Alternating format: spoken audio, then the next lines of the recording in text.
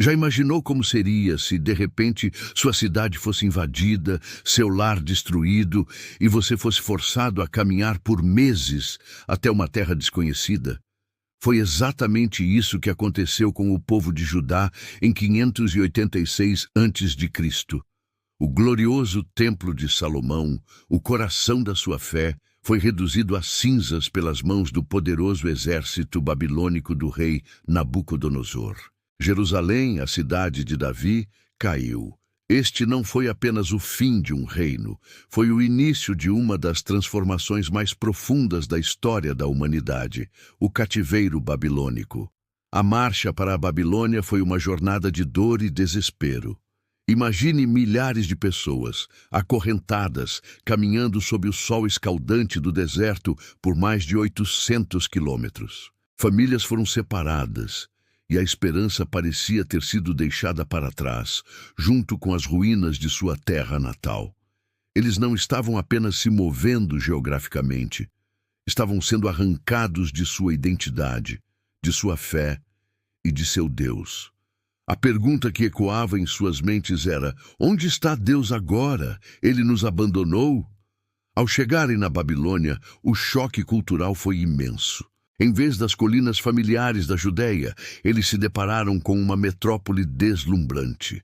A Babilônia era o centro do mundo antigo, uma cidade de zigurates imponentes que pareciam tocar o céu, jardins suspensos que desafiavam a gravidade e uma riqueza que ofuscava tudo o que já haviam visto.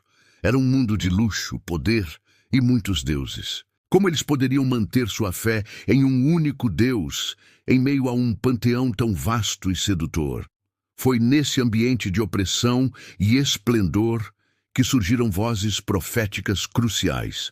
Homens como Ezequiel, que teve visões místicas às margens do rio Quebar, e Daniel, que se destacou na corte do rei Nabucodonosor, tornaram-se faróis de esperança.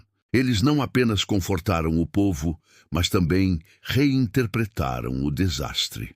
O exílio não era um abandono de Deus, mas uma consequência de seus próprios atos, um castigo com propósito. Daniel, com sua sabedoria e fé inabalável, mostrou que era possível servir a um rei estrangeiro sem comprometer sua devoção a Deus, enfrentando leões e decifrando sonhos que moldaram o destino de impérios. Longe do templo, o povo judeu precisava de uma nova forma de se conectar com sua fé. E foi assim, nas casas e nas comunidades espalhadas pela Babilônia, que nasceu uma instituição revolucionária: a sinagoga. A palavra sinagoga significa lugar de reunião. Sem sacrifícios de animais, a fé se voltou para a palavra. Eles se reuniam para orar, para estudar as Escrituras e para manter viva a chama de sua identidade. Foi nesse período que a Torá, os 5 primeiros livros da Bíblia, começou a ser compilada e editada na forma que conhecemos hoje. A religião deixou de ser centrada em um lugar físico para se tornar uma fé portátil, baseada no estudo e na comunidade. O judaísmo estava sendo reinventado. O conceito de Deus também passou por uma transformação radical. Antes do exílio, muitos acreditavam que o Deus de Israel era um Deus territorial, poderoso apenas em sua terra. Mas na Babilônia, essa ideia foi desafiada. Se Nabucodonosor venceu, isso significava que os deuses da Babilônia eram mais fortes? A resposta dos profetas foi um retumbante não. Eles argumentaram que o Deus de Israel não era apenas o Deus deles, mas o único Deus, o Criador de todo o universo, que usou o Império Babilônico como instrumento para seus próprios desígnios. Foi o nascimento do monoteísmo ético puro, a crença em um único Deus universal, justo e soberano sobre todas as nações. A vida na Babilônia também deixou marcas culturais profundas. Os judeus adotaram o calendário babilônico e muitos de seus meses, como Tamuz e Nissan, são usados até hoje. Histórias e mitos babilônicos, como a epopeia de Gilgamesh, que contém um relato de um grande dilúvio, muito semelhante ao de Noé, provavelmente influenciaram a forma como as narrativas bíblicas foram escritas e preservadas. Não se tratava de cópia, mas de um diálogo cultural. Os escribas judeus usaram temas e estruturas familiares ao mundo babilônico para afirmar a soberania e a singularidade de seu próprio Deus. Então, em 539 a.C., o impossível aconteceu. Ciro, o Grande, rei da Pérsia, conquistou a Babilônia. E em um decreto histórico, ele permitiu que os povos exilados, incluindo os judeus, retornassem às suas terras e reconstruíssem seus templos. Imagine a alegria. Após cerca de 50 anos, a profecia de um retorno se cumpria. Liderados por figuras como Zorobabel e mais tarde Esdras e Neemias, um grupo de exilados fez a longa viagem de volta a Jerusalém. O retorno, no entanto, não foi fácil.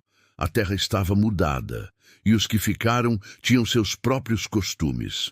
A reconstrução do templo foi um processo longo e cheio de desafios, mas finalmente um novo templo, conhecido como o Segundo Templo, ergueu-se sobre as cinzas do antigo. Não era tão glorioso quanto o de Salomão, mas simbolizava um novo começo, a resiliência de um povo que se recusou a desaparecer. O judaísmo que retornou do exílio era diferente, mais forte, mais definido em sua teologia e mais centrado na lei escrita. O cativeiro babilônico, portanto, foi muito mais do que um episódio de sofrimento. Foi o crisol onde a fé judaica foi purificada e forjada. O trauma do exílio forçou uma reavaliação completa da relação entre Deus e a humanidade, dando origem ao monoteísmo universal e à centralidade da Torá. Sem o cativeiro, a Bíblia como a conhecemos e, consequentemente, o cristianismo e o islamismo que dela derivam, poderiam não existir. Foi um momento de aparente derrota que se transformou na maior vitória espiritual de um povo, uma lição de sobrevivência e reinvenção que ecoa através dos milênios. Obrigado por assistir a esta jornada pela história. Se você gostou de descobrir como um exílio mudou o mundo para sempre, não se esqueça de deixar seu like, compartilhar com seus amigos e, claro, se inscrever no canal para mais vídeos como este. Até a próxima!